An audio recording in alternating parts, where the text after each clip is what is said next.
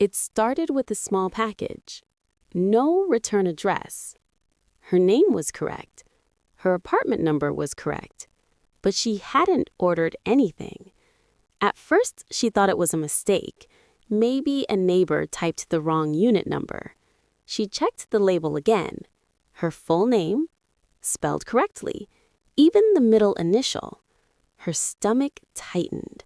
She brought the box inside. It was light. Too light. She cut it open slowly. Inside, just bubble wrap. Nothing else. No note, no product, no invoice. Just empty packaging. She checked her bank app. No transactions. Checked her email. No order confirmations. She convinced herself it was a delivery error, but 3 days later, another package arrived. Same size, same handwriting style on the label, same correct details. This time, she didn't open it immediately. She stared at it for a full minute, because this one had something different. The shipping date printed on the label was tomorrow's date. She didn't touch the second box for a while. The date bothered her more than the package itself. Tomorrow's date, printed clearly on the label. She checked her phone. Today's date was correct. No confusion, no time zone issue. Slowly, she flipped the box over. There was a tracking number. She typed it into the courier website. Status, delivered. Timestamp, 2:14 p.m. She refreshed the page. Same result. Delivered, but under shipment details, something felt off. Origin scan, not available. Transit scans, not available. Carrier facility, not available.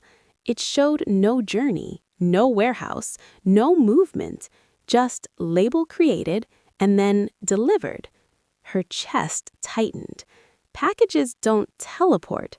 They get scanned multiple times. She checked the first box's tracking number. Same pattern. No origin, no transit, just a label and then delivery confirmation. She walked to her apartment door, looked at the hallway camera installed by the building, then remembered residents don't have access to that footage. Only management does. Her phone buzzed suddenly. She flinched. It was an email notification. Subject line, "Your delivery has arrived." Her hands went cold. She opened it. There was no logo, no branding, just plain text. Package delivered successfully. No tracking link, no sender name, just one line at the bottom. Thank you for your order. Her breathing got shallow because she hadn't placed one. She slowly looked back at the unopened box on her table. For a split second, she felt like it wasn't empty this time. She didn't open it. Not yet. Instead, she opened her laptop. First thought, identity theft. She logged into her bank again. No charges. Checked her credit card statements. Nothing pending. She opened her main shopping accounts. Amazon, no recent orders. Daraz, empty cart. AliExpress, nothing shipped. No order history anywhere. Then she checked something most people forget. Saved addresses. Her address was still there, but below it, there was a second address added 2 weeks ago. Same city, different apartment building, marked as primary. Her heart skipped. She hadn't added that. She clicked Account Activity. Log in from unknown device. 2 weeks ago. Location, same city. Device type, Android. She didn't use Android. She changed her password immediately, enabled two-factor authentication, logged out of all sessions. Her breathing slowed slightly. Maybe someone tried to use her account. Maybe they created a fake shipment. Maybe it was some kind of brushing scam, where sellers send empty packages to random addresses to boost fake reviews. That would explain the empty box. It would explain the fake tracking. It would explain everything. Almost everything, because the second box was still sitting on her table. and it felt heavier than the first one. She finally walked toward it, carefully cut the tape, opened the flaps. Inside, no bubble wrap this time, just one small object, a cheap digital keychain flashlight, the kind that costs less than $1. She picked it up slowly. It turned on immediately, bright white light, already charged, and taped to it was a small folded piece of paper.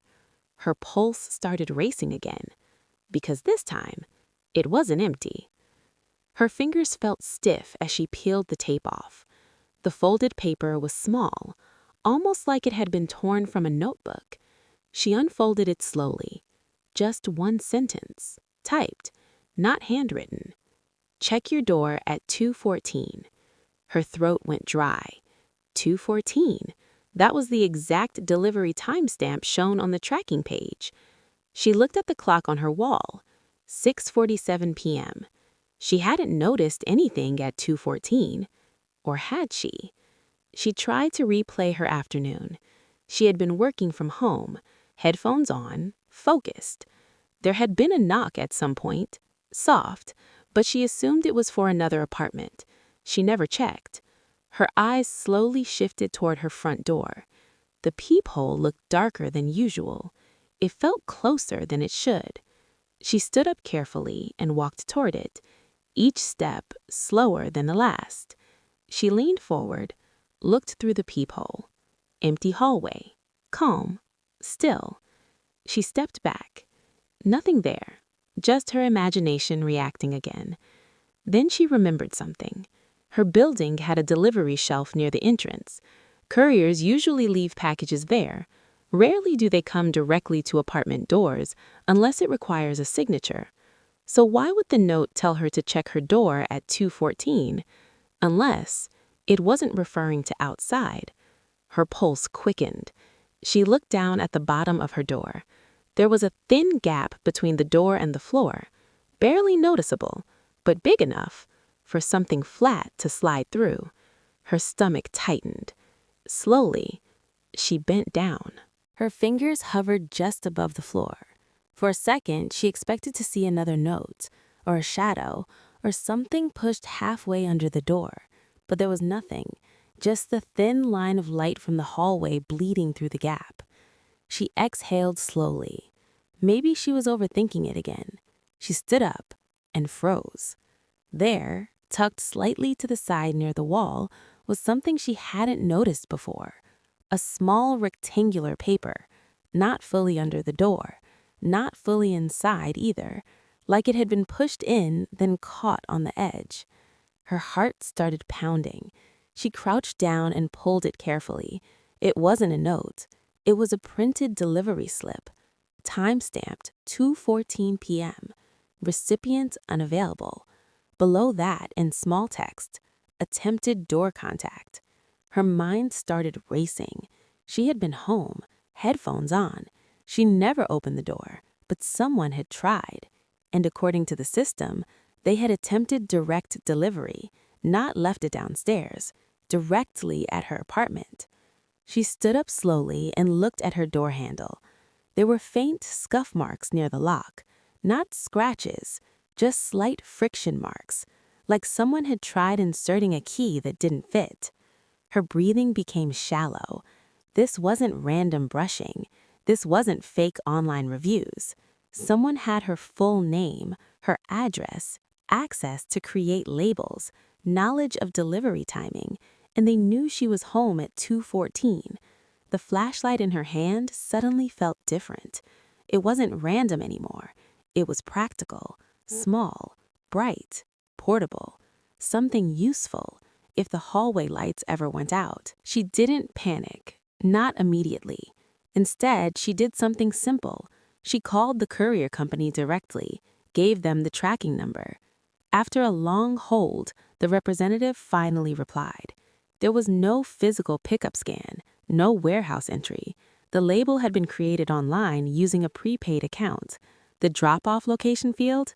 Blank, meaning the package never went through a standard shipping route. It was marked delivered manually. Her stomach dropped. Someone local had printed a label, attached it to a box, and placed it at her door. No trucks, no sorting facility, just someone standing outside her apartment at 2:14 p.m. The representative added one more detail. The account used to create the label was registered with an email address similar to hers, one letter different, a classic spoof, not identity theft, not random brushing, targeted, but not digital, physical. She hung up slowly, locked her door, checked the peephole again. Nothing. That night, she emailed building management and requested hallway camera footage. The next day, they responded. There was a man at 2:13 p.m., baseball cap, face partially covered, holding a small box. He stood outside her door for exactly 22 seconds. Then he slid something under it, tried the handle once, then left. No forced entry, no damage, just a test. Police later explained it simply. Some criminals test occupancy patterns. They send packages to confirm full names and active addresses. They check if residents respond to knocks. They test door handles. They measure reaction time. If no one answers repeatedly, they mark the apartment as low risk. The flashlight? Possibly a distraction item or a psychological tactic.